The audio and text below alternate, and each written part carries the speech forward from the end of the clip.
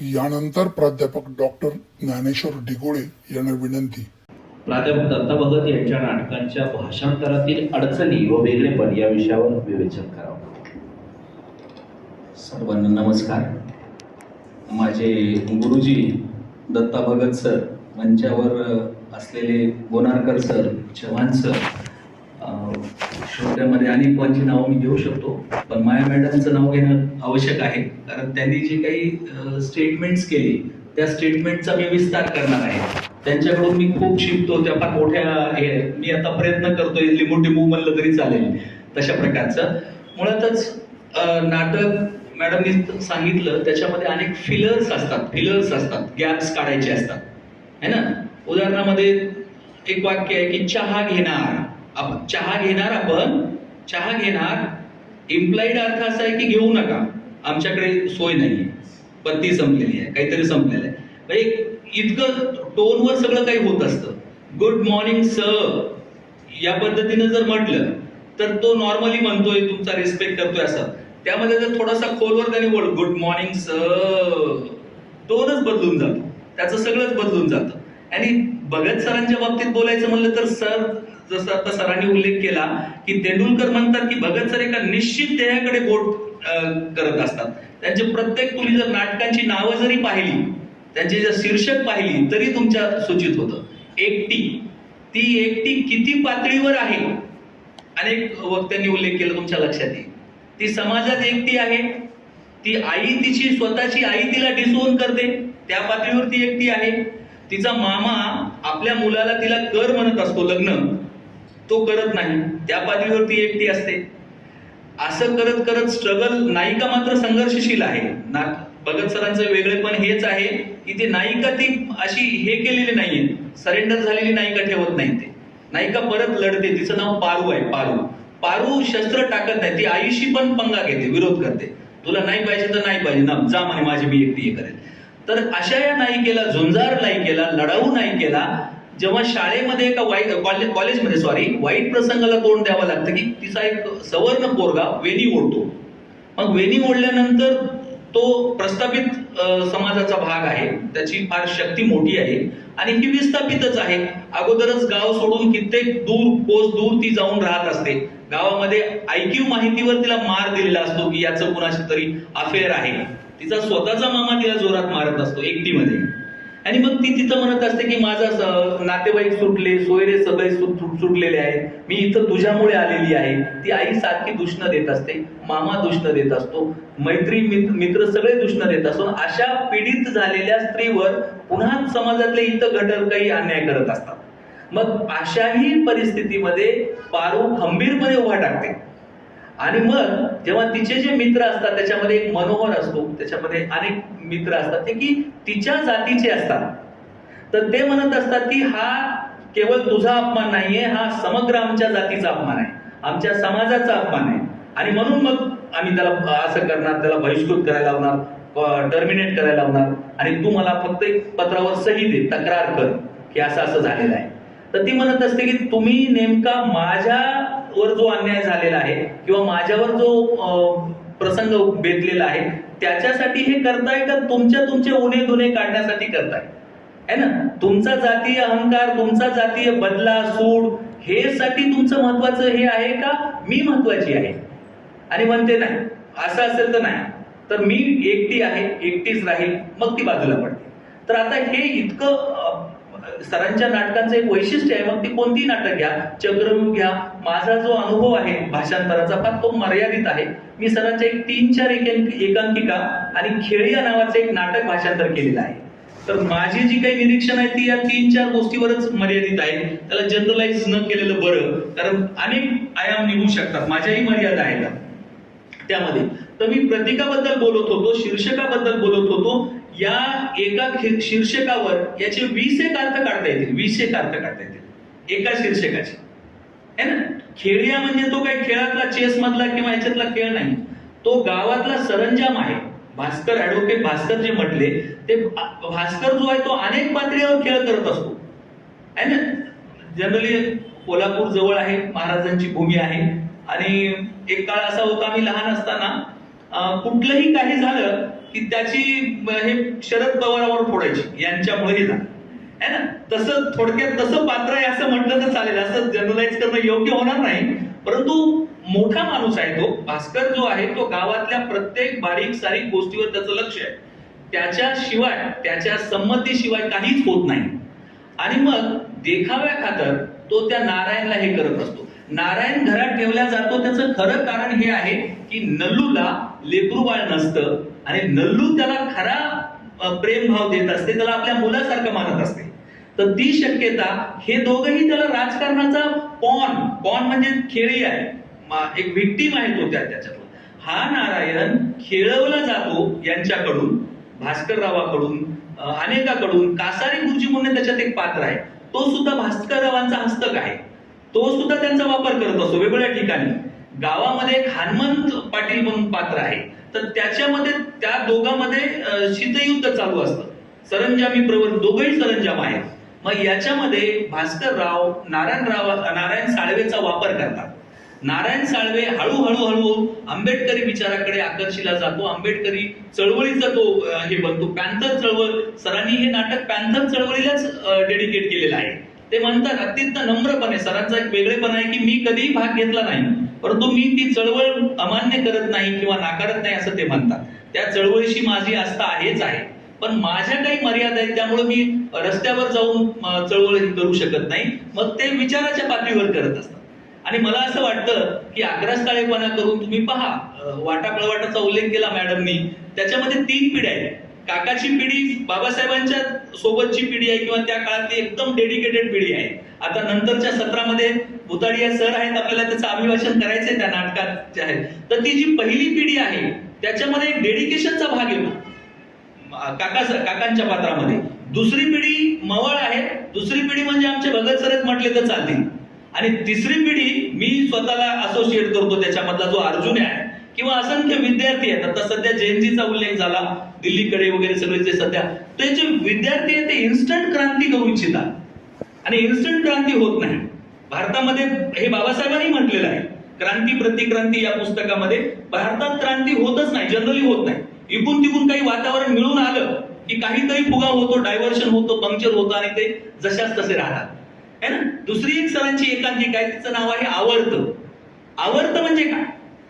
आवर्त म्हणजे पाण्यामध्ये आपण जे हे टाकतो ना, म्हणजे जिथल्या तिथं परिस्थिती राहते, काहीच बदल होत नाही, थोडेसे बुडबुडे होतात है ना. बुडबुड्यातून समग्र क्रांती किंवा ह्याचा विचार काही होण्याचं कारण नाही है ना. धोपटल्या जातो, माणसाला ब्लेम गेम केला जातो. एका जातीचं आपल्याकडे मॅलिसच आहे. प्रत्येक माणूस दुसऱ्याला पहिल्या भेटल्यानंतर त्याचा काय विचार करत असेल, तर याची जात कोणती असेल हाच विचार आपल्याकडे असतो. मग आडनाव नाव जात दाखवतात, जातीय अहंकार म्हणून सर म्हणतात. एक सरांची दुसरी एक एकांकिका आहे जिचा मी अनुवाद केलेला आहे, सरांनी उल्लेख केला, शिंदे सरांनी त्याचं लॅबिरिंथ नावानं उल्लेख करून ती ब्लूम्सबरी लंडननं स्वीकारलेली आहे. त्या अँथॉलॉजी मध्ये येते ती, इंडियन दलित डायलॉग्स म्हणून असं त्या एकांकिकेचं नाव आहे. तर माणूस काय करतोय की भारतीय माणूस, विशेषतः भारतीय माणूस हा जातीच्या चक्रव्यूहात खोल जातोय, दूर व्हायचं. आता शिकलेली माणसं पुन्हा बदललेली आहेत. सध्याचं जे वातावरण आहे तुम्ही पाहताल, एक 10-15 वर्षाखाली वातावरण थोडंसं लिबरल होतं, डेमोक्रेटिक होतं असं म्हटलं तर चालेल.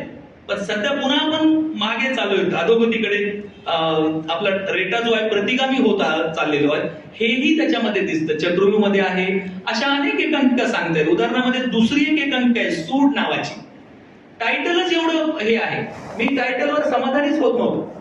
मी सरांना मग मेसेज पाठवला की सर, हे सूड मध्ये तुम्ही जे सूड ज्या अर्थानं म्हणताय तसं काही वाटत नाही, याला आपण एक फ्रान्सिस बेकनची ओळ जोडूयात का? फ्रान्सिस बेकनचं असं एक म्हणणं आहे की revenge is a kind of wild justice है ना. न्याय हा जो न्याय आहे एक प्रकारचा क्रूर असतो, वाइल्ड न्याय आहे. तर नाकारलेले लोक मग अशा प्रकारे न्याय घेत असतात. त्याच्यामधला जो नायक आहे मेघनाथ आहे, मेघनाथ तो अशा प्रकारचा कार्यकर्ता आहे ना, अघोरी पद्धतीने काही करत. जसा अर्जुन्या असतो त्याच्यामध्ये वाटामध्ये, तो सुद्धा तशाच प्रकारचा बंडखोर नायक आहे. मग बंडखोरी करून किंवा हे करून फार सरांना ते अपेक्षित नाही है ना. जो न्याय त्यांना अपेक्षित आहे तो वेगळ्या प्रकारच्या स्वरूपाचा न्याय आहे ना. आंबेडकराईट मूल्ये जी आहेत किंवा जी डेमोक्रेटिक मूल्ये असं म्हणून, मी मागे सरांना एकदा म्हणलं होतं की चर्चा करत असताना सरांचा इंटरव्ह्यू पण घेतलेला आहे. माझा हा भाषांतराचा प्रोजेक्ट, माझा एक विद्यार्थी माझ्या मार्गदर्शनाखाली PhD करतो 2017 मध्ये. तेव्हापासून सुरू झालेलं आहे. मग मी एक एक एक एक वाचत वाचत त्याच्यामध्ये भर जेवढी करता येईल तो प्रयत्न करत असतो. तर मी त्यांना म्हणलं की सर नेमकं तुम्हाला याच्यातून अपेक्षित काय असेल, म्हणजे कोणतं तुमचं, तुम्ही काय करताय की दलित पात्र रेखाटताय प्लस नॉन दलितही पात्र आहेत, काय दाखवायचंय नेमकं तुम्हाला, नेमकं तुमचं. तर ते म्हणले मला की मला टोटॅलिटी मध्ये चित्रण दाखवायचंय, मला दलित नाटककार म्हणलेलं फारसं आवडत नाही. फारसं यासाठी आवडत नाही की जसं मी मागे महाश्वेता देवींना एकदा फोन केला होता 2005-06 मध्ये. मी नुकतंच PhD ला रजिस्ट्रेशन केलं होतं आणि एक त्यांना पत्र लिहिलं होतं की मॅडम मी असं असं तुमच्या याच्यातला फेमिनिझम अधोरेखित करू का, स्त्रीवादी तुमचं लेखन आहे असं असं. मला त्या थोड्याशा इन्फॉर्मल टोन मध्ये आल्या, आवाजावरून त्यांनी मला घेरलं होतं, ओळखलं होतं की किती हा पोरगा सोरगा दिसतोय कोणीतरी, आणि तुझं त्याला उमर किती आहे म्हणे. मोडक्या तोडक्या हिंदीमध्ये त्यांनी सुरू केलं की तेरा उमर क्या है. मैडम 27 का हूं मैं और मेरा उम्र जानते हो क्या. त्या टाइमला त्या 93 होत्या. और ये क्या लगा रखा है ह्यूमॅनिझम आणि फेमिनिझम आणि ये, मैं ह्युमॅनिस्ट हूं बोले, मुझे ह्युमन बोलो. तर सरांचं तेच मिशन आहे की मला माणूस टोटॅलिटी मध्ये दाखवायचा आहे, त्याच्यामध्ये उणिवा आहेत, त्याच्यामध्ये हे आहेत, म्हणजे समग्र मानव दाखवायचा आहे. मला असा कप्प्या कप्प्यातला बंदिस्त मानव नाही दाखवायचा, माझं ते मिशन नाहीये. म्हणून मी त्यांच्या याच्यामध्ये माझ्या जी प्रस्तावना दिलेली आहे त्याच्यामध्ये सरांचं कॉन्टेक्च्युअलाइज करत असताना सरांची तुलना मी 4-5 नाटककारांशी केली आहे. तेंडुलकरांची तर करावीच लागते कारण समकालीनही आहे. सर नाही म्हणतात तसं समकालीन, पण ते मोठे आहेत जरा तो वयाने, त्यांचा तोही मुद्दा आहे त्याच्यामध्ये. दृष्टिकोनातली तर भिन्नता आहेच आहे. सतीश आळेकर आहेत, महेश एलकुंचवार आहेत, प्रेमानंद गजवी आहेत. त्या सगळ्यामध्ये काय वेगळं आहे तर ते सरांचं डिकास्ट मिशन आहे ना. ही जी पात्र वेगळी होती, बघा ना तुम्ही, चक्रव्यूहची नायिका ब्राह्मीण आहे, वाटापळवाटाची नायिका ब्राह्मीण आहे है ना. हे वाटापळवाटामध्ये हेमा आहे, चक्रव्यूह मध्ये निमा आहे. ती एका जजची पोरगी असते आणि ती जज स्वतःला प्रोजेक्ट करत असतो, जज की मी कसा पुरोगामी आहे, असा आहे तसा आहे. पण जेव्हा जयंत गायकवाड नावाच्या एका नाटककाराशी ती पोरगी लव्ह मॅरेज करते तर तो तुला डिसोन करण्यासाठीचा प्रयत्न असतो है ना. हे जे संघर्ष आहेत. पुन्हा खेडियामधली सुद्धा नायिका नल्लू आहे, ती सुद्धा त्याच स्वरूपाची आहे. तर अशा प्रकारे केवळ दलित किंवा केवळ हे म्हणून चालत नाही. म्हणून ते नेहमी अलीकडे काळात मी त्यांना म्हणालो होतो की दलित नाटके असं म्हणून कसं, तर नाही म्हणे मी दलित शब्दालाच विरोध करतोय, जात जाणीवांचे नाटक अशी त्यांनी टर्मेवर, हे त्यांचं वेगळेपण आहे. समग्र टोटल माझ्या जातीपुरता मी विचार करतोय, ब्राह्मणांनी ब्राह्मणाचा विचार करावा, दलितांनी दलित, कप्पेबंद कसं जगणं होईल. मग आम्ही कधीतरी भारतीयाच्या पातळीवर येणार की नाही, कधीतरी याचा बाकी गोष्टीचा विचार करणार की नाही. पण काय फरक आहे तुम्हाला माणसामध्ये काय फरक आहे तसं. तर हे जे दाखवण्याचे यामधून काय होतं की मग जेव्हा समाज बदलत नसतो तेव्हा अशा माणसांना त्यांचं दुसरं एक नाटक येतं, पुस्तकी वांझ चर्चा है ना, इम्पॉर्टंट डिस्कशन, जी चर्चा पुढेही जात नाही, जसं आता मी सांगितलं की आवर्तन आहे. आणि ह्या सगळ्या प्रतिमा आणि ह्यांचं ट्रान्सलेशनच मुश्किल आहे ना, फार अवघड आहे ट्रान्सलेशन. आणि ट्रान्सलेशन कडे बघण्याचा जो दृष्टिकोन आहे आमचा तो थोडासा निगेटिव्ह आहे, नकारात्मक आहे. ट्रान्सलेटरला प्रसंगी मूळ लेखकापेक्षा जास्त मेहनत घ्यावी लागते असं म्हटलं तर धाडसाचं ठरेल है ना. अनेक वेळेला कारण एका पातळीवर एक भाषिक संक्रमण नसतं, भाषिक ट्रान्सफॉर्मेशन नसतं, तर ते कल्चरल ट्रान्सलेशन असतं है ना. कल्चरल देवाणघेवाण असते, सांस्कृतिक देवाणघेवाण असते. त्या देवाणघेवाणीमध्ये चढ उतार जे आहेत, आरोह, ते सुद्धा तुम्हाला ट्रान्सफर करावे लागतात. तर या सगळ्या याच्यामध्ये सरांनी सांगितलं, दिलीप सरांनी उल्लेख केला, गोरारकर सरांनी उल्लेख केला, माया मॅडमनी उल्लेख केला, ह्या सगळ्या पातळीवर तुम्हाला हे करावं, एक प्रकारचं डबल टॉक असतं ते. आणि त्याच्यामध्ये गॅप्स खूप असतात, ते गॅप्स फिल करता आले पाहिजेत. म्हणून मी त्या सूटला स्वतःच्या सरांची फारशी इच्छा नव्हती त्या टायटल वगैरे बदलावं. म्हणजे सर याला सूटला आपण वाईल्ड जस्टिस जोडूया. आणि मग सरांनी कशी मला मान्यता दिली की ठीक आहे तू म्हणतोय तर आहे त्याच्यामध्ये तो एलिमेंट कस करू शकतो. आता वाईल्ड जस्टिस किंवा ह्याचं जर विश्लेषण करायचं गेलं तर तुम्हाला अनेक पातळ्यावर ते डिस्कशन करता येतं.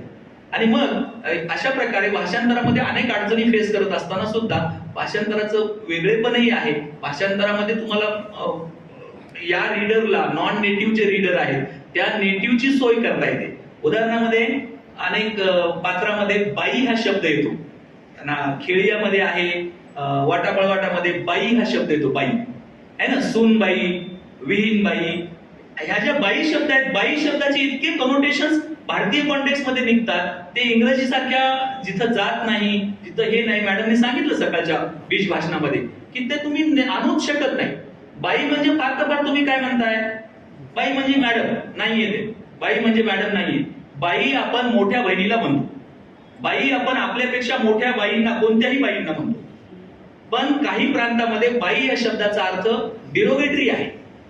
प्रॉस्टिट्यूट या अर्थानं बाई वापरल्या जातात. झाडूवाली बाई, ही वाली, हे जे निगेटिव्ह करणं आहे ते तुम्ही कसं आणणार त्याच्यामध्ये. आता एकच शब्द एका टाइमला वापरता येतो ना, त्याला हे नाही करता येत. तर तो जो प्रेम आहे, उदाहरणामध्ये काका ह्या हेमाला सूनबाई नेहमी म्हणत असतात. त्याच्यामध्ये त्यांचा संतापही आहे, प्रेमही आहे, डिरोगेटरी आहे, प्लस एक बॉन्डिंग पण आहे, अफिनिटी पण आहे. तर अशा अनेक पातळीवर भाषांतर करायला विचार करावा लागतो. फिलर्स साहित्याचं जे भाषांतर असतं, साहित्यामध्ये अनेक गोष्टी असतात. त्या साहित्याचं भाषांतर अवघडच असतं, लिटररी, नॉन लिटररी आम्ही त्याला म्हणतो. पण त्यातही नाटकाचं पुन्हा भाषांतर वेगळं असतं. तर ते करण्याचा माझा हा प्रयत्न होता, मी तो केलेला आहे. आपण सगळे त्याचं हे करावं. धन्यवाद. थँक्यू.